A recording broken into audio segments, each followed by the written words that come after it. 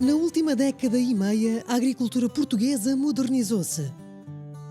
Muito deste crescimento deve-se, sobretudo, à instalação de pomares modernos com densidades de plantação elevadas e sistemas de rega eficientes, à produção de novas culturas e ao recurso à tecnologia de ponta. Hoje há menos explorações agrícolas, mas a dimensão média aumentou, o que conduz a ganhos de escala e à otimização dos custos de produção, tornando a atividade mais competitiva. É a partir desta realidade que o Ministro da Agricultura e Mar, José Manuel Fernandes, faz o retrato do setor e antecipa o futuro. A agricultura portuguesa está cada vez mais produtiva, mais moderna, com uma capacidade exportadora mais forte, o que significa que também é mais competitiva. Por outro lado, o rendimento do agricultor também ele melhorou. Nós conseguimos aumentar a produtividade, conseguimos também um objetivo que temos, que é a diminuição do déficit agroalimentar. Em 2024 reduzimos em cerca de 400 milhões de euros.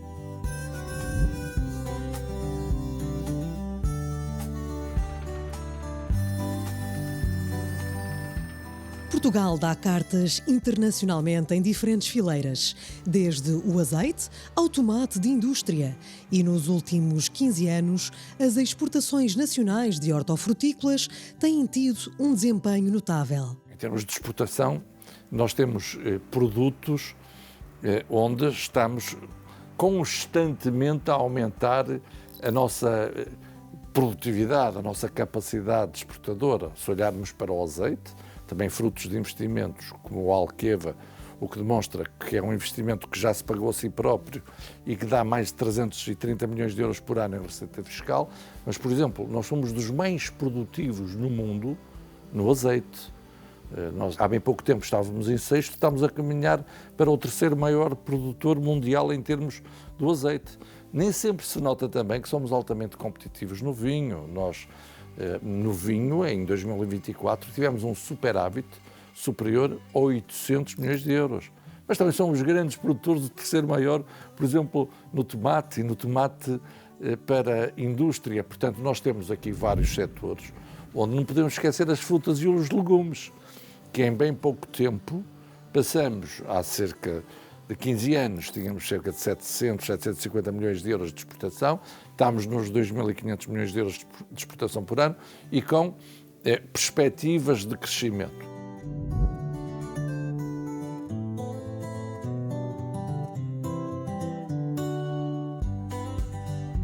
A produção de cereais é, no entanto, o calcanhar de Aquiles da agricultura portuguesa, já que, atualmente, a taxa de autoaprovisionamento de cereais não chega aos 20%. Recentemente, o Conselho de Ministros aprovou a nova estratégia para os cereais, que tem como principais medidas simplificar os processos de licenciamento de infraestruturas hidráulicas e dinamizar a produção de sementes certificadas e de genética nacional, com o objetivo de revitalizar o setor. Cereais que já chegaram a ter, em 1990, cerca de 50% da taxa de aprovisionamento, hoje está nos 19%. Não é por acaso que aprovamos recentemente, em Conselho de Ministros, uma nova estratégia nacional para os cereais. Nós estamos na União Europeia. A política agrícola comum é essencial. Mas isso não significa que depois cada um não tenha de fazer a sua parte para contribuir para a autonomia estratégica, para a segurança alimentar da União Europeia. E nós também temos de o fazer naquilo que será um calcanhar daqueles que é a questão que nós temos no âmbito dos cereais, onde o arroz é uma exceção, porque temos aí também uma taxa de aprovisionamento superior aos 100%. Criada em 1962 como resposta à escassez de alimentos na Europa no pós-Segunda Guerra Mundial, a PAC, Política Agrícola Comum, tem como objetivos garantir segurança alimentar e o acesso à produção alimentar dos consumidores europeus, procurando, ao mesmo tempo, assegurar um rendimento justo aos agricultores. A PAC tem um papel central na definição da política agrícola europeia, ainda que cada Estado-membro possa ajustar essas políticas às suas necessidades. A política agrícola comum é uma política que não deveria ser reduzida. Nós estamos no mercado interno de 450 milhões de pessoas. Temos regras comuns. Temos uma ambição em termos ambientais que depois tem repercussão naquilo que é a atividade do agricultor. Também temos apoios, mas são apoios que, no fundo, como eu tenho dito, acabam por ser subsídios indiretos aos consumidores. O apoio ao agricultor permite que se produzam alimentos de enorme qualidade, no respeito das mais elevadas normas ambientais e num modelo social que na União Europeia é dos mais ambiciosos também do planeta. Ainda assim, o agricultor tem um vencimento abaixo em cerca de 40% da média das outras profissões, o que só prova que é um apoio que é dado sobretudo aos consumidores, aos cidadãos europeus. Os apoios que são dados, quer para o rendimento, quer para o investimento, são essenciais para termos este objetivo da segurança alimentar, como eu costumo dizer, comida no prato, no respeito das normas mais elevadas em termos ambientais. No entanto, as orientações recentes para a PAC pós-2027 podem significar um possível corte de 20% no orçamento. Embora até à aprovação final, muita tinta ainda vai correr. Nós não devemos ter 27 políticas nacionais para a agricultura. Isso era a renacionalização da política agrícola comum.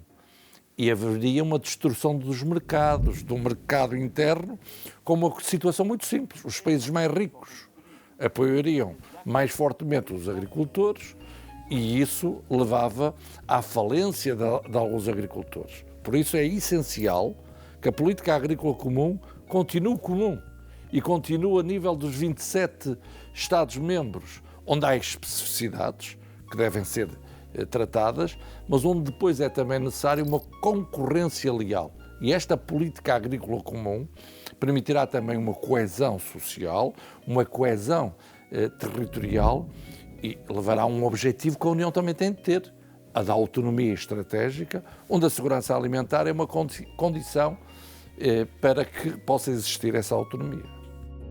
Hoje, a tecnologia assume um papel cada vez mais relevante, contribuindo não só para aumentar a produtividade, como também para a preservação dos recursos naturais, como a água e o solo.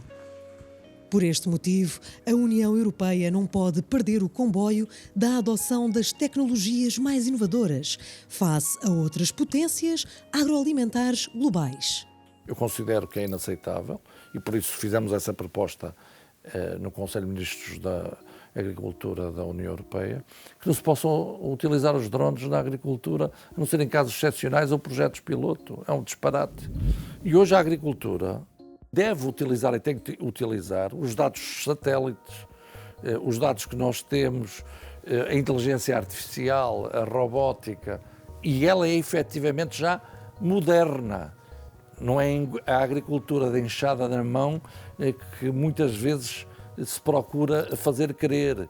E também o agricultor, como eu digo, é o maior amigo e o melhor amigo do ambiente, não é o vilão que também tentam passar muitas vezes em termos de imagem. Mas esta agricultura moderna, que utilize toda a tecnologia, é essencial. Já demos um outro passo recentemente, que são as novas técnicas de melhoramento.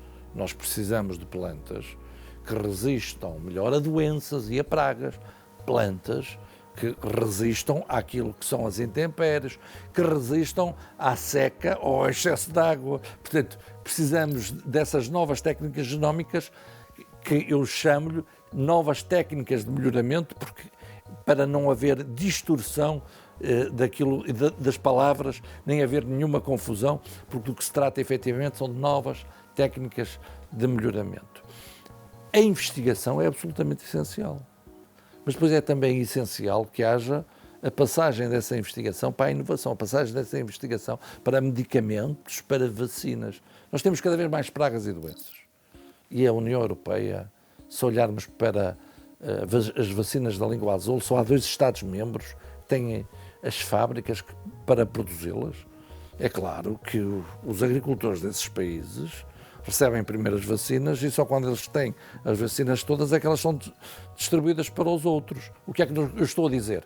Precisamos de vacinas eficazes, medicamentos para as plantas, produtos fitofarmacêuticos eficazes, mas depois também a custos acessíveis e com disponibilidade.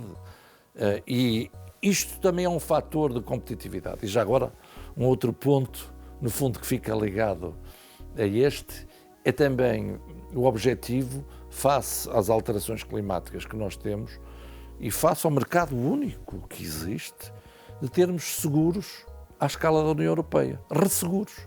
Por isso eu defendo que o orçamento da União Europeia tem uma garantia europeia, onde depois entre o Banco Europeu de Investimentos, que está disponível, onde possam entrar os bancos de promoção nacional, os bancos de fomento nacionais, onde entrem também recursos nacionais dos fundos europeus, podem entrar também o orçamento do Estado e no fim da linha também participa o agricultor, mas com seguros acessíveis face a esta imprevisibilidade toda e ao risco que é enorme e que precisa desta solidariedade e destas camadas para que o seguro seja mais barato. Isto traz competitividade, isto traz previsibilidade, estabilidade e rendimento para o agricultor.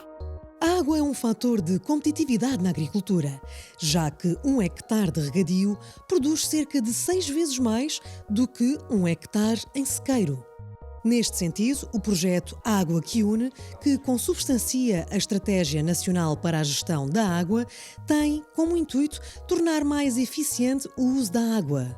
Para isso, está previsto modernizar barragens e canais de rega, mas também as redes urbanas, já que, em média, 25% da água é perdida antes de chegar às torneiras. A estratégia Água que Une tem o objetivo, num plano calendarizado até 2040, de nós conseguirmos em simultâneo atingir estes objetivos. A água deve ser disponibilizada de uma forma eficiente, se necessário através de redes interligadas. E há aqui um ponto já agora que me impressiona muito, que é haver pessoas que preferiam o deserto à coesão territorial e ao ambiente, porque nós estamos a defender também com estes investimentos a biodiversidade, os caudais ecológicos, em muitas zonas o evitar-se as cheias e, portanto, a proteção civil. Este é um investimento estruturante, estratégico e inteligente, onde conseguimos atingir os vários objetivos. A estratégia prevê um crescimento de 30% da área de regadio em Portugal, mas o objetivo vai incidir nas regiões mais atingidas pela escassez de água, como o Algarve.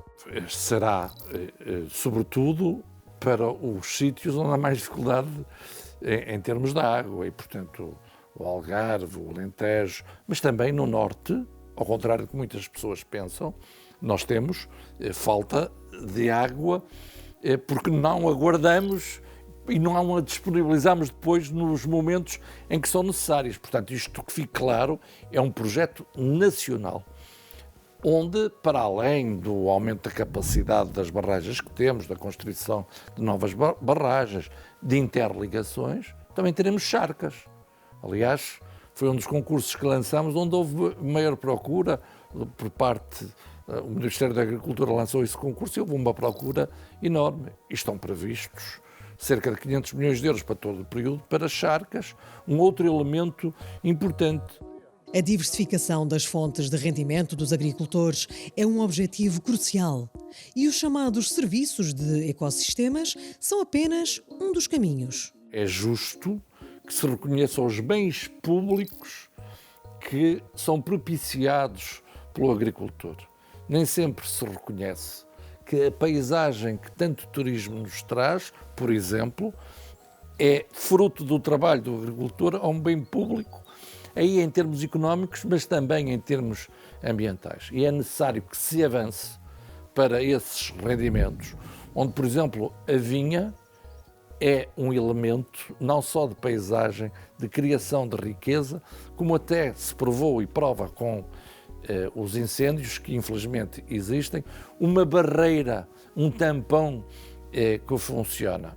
E é um elemento também importante para a redução das emissões de carbono, o que significa que temos aí todo um potencial, toda uma mais-valia com estes pontos de vista todos, com estas vertentes, que ainda não está suficientemente reconhecido em termos de legislação e de legislação europeia. Portanto, temos aí um grande trabalho a fazer. Se olhar para agricultura, floresta, são cerca de 91% do território, o que significa que se quisermos ter biodiversidade, atingir as metas ambientais, teremos de fazer esse investimento.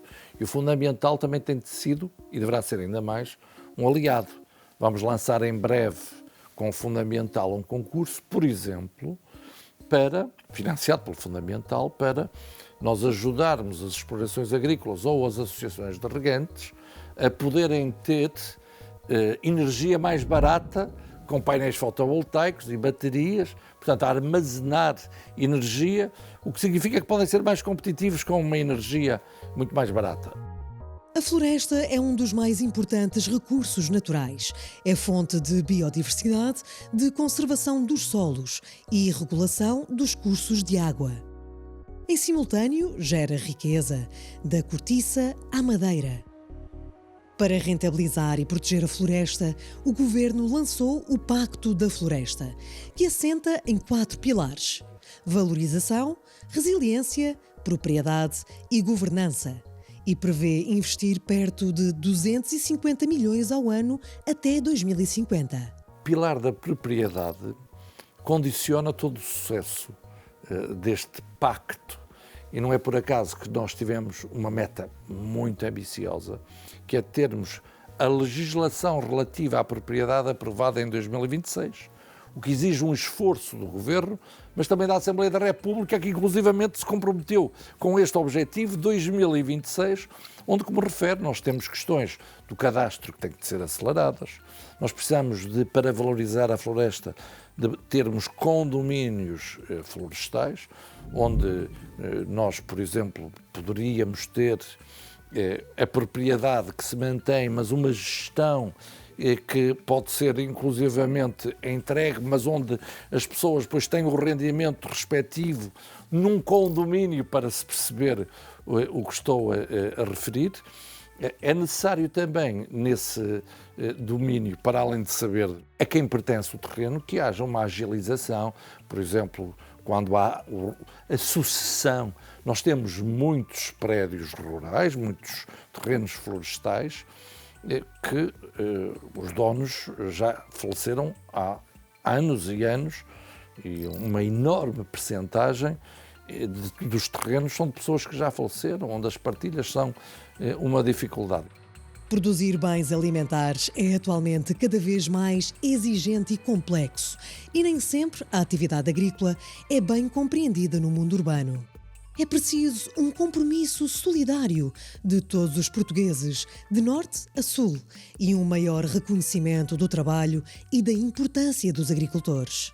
É necessário um trabalho que implique a percepção da real importância da ocupação do território rural, do território agrícola. São cerca de 91% do país. Estamos a falar de território agrícola e território florestal e, portanto, nós precisamos que haja a consciência da importância deste território, da sua ocupação e da sua rentabilidade. É verdade que as duas grandes áreas metropolitanas representam cerca de 50% do PIB, 50% da população, mas só são 5% do território. E em 5% do território tem quase metade da população e quase metade do PIB. Mas se não houver esta consciência e esta solidariedade, o decréscimo da qualidade de vida das grandes áreas metropolitanas vai ser uma constante. E o investimento nunca será suficiente. Se olhar para os dois grandes projetos que nós temos e que são estratégicos e estruturantes, eles têm como objetivo o equilíbrio, a coesão territorial. O que é o Água que Une? E os 5.400 milhões de euros que vão ser investidos até 2030. Tem este objetivo de um país equilibrado, onde os recursos naturais sejam aproveitados e onde haja esta solidariedade e esta rede interligada. O que é o Pacto para a Floresta, se não este mesmo contributo? Uma floresta que diminuirá, com o pilar da valorização, aquilo que são as importações que fazemos e que vão aumentar as exportações e que dará rendimento aos proprietários. Portanto, são duas obras nacionais, duas estratégias que nós temos que são nacionais, verdadeiramente estruturantes e estratégicas. O que é que isto significa?